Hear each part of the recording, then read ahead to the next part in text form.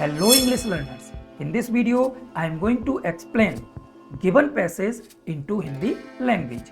By the help of this video, you can enhance your reading skill, listening skill and speaking skill. So make sure you watch this video till the very end to make the most of this video. So without making further ado, let's get started. Generally, in our day-to-day life, we come across written text, written lines and given passage in English language. And at that particular time, we are not able to get complete sense of those written text, those written lines and those given passage. So in this video, I am going to explain the complete process how you can comprehend the given text, given lines or given passage in your own language. So let's start. Here is a passage and this is very short passage. Read the passage carefully. Carefully मतलब ध्यानपूर्वक. When we want to comprehend the meaning of any given text or any given line, then we should try to read the given line or given passage at least 3 to 4 times. So let's start. Two crows challenged each other. There were two crows. दो कौवे थे और दोनों आपस में एक दूसरे को चुनौती देते हैं, चैलेंज करते हैं।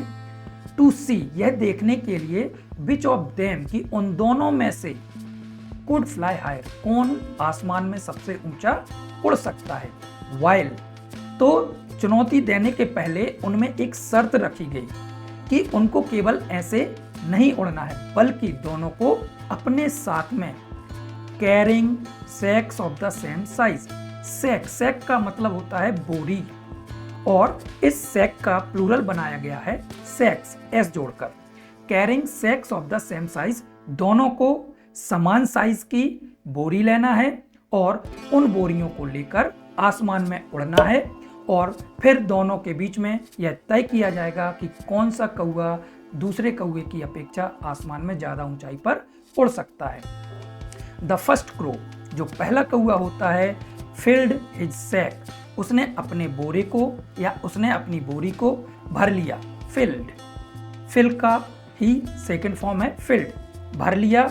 विद कॉटन, रुई से, तो पहले कौवे ने अपनी बोरी को रुई से भर लिया।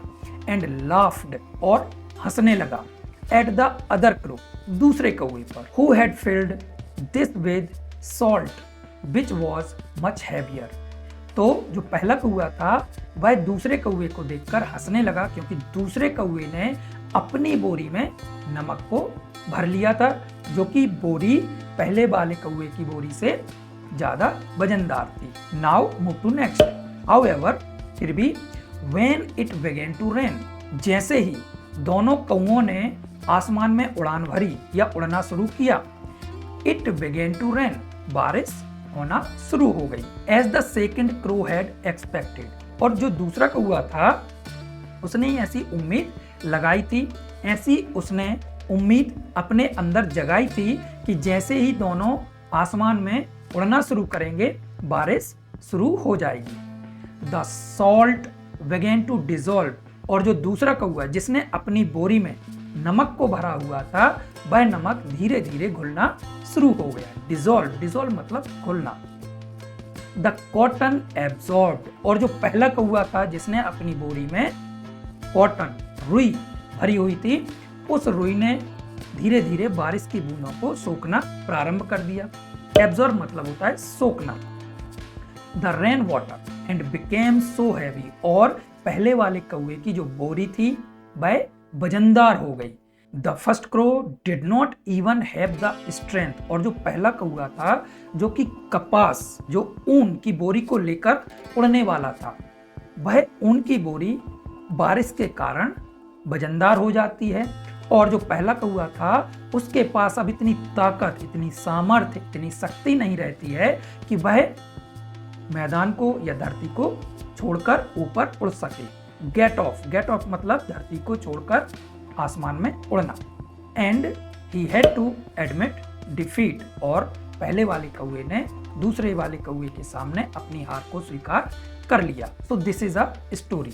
To get the complete sense of this passage, what I did, so I read this passage at least 2 to 3 times.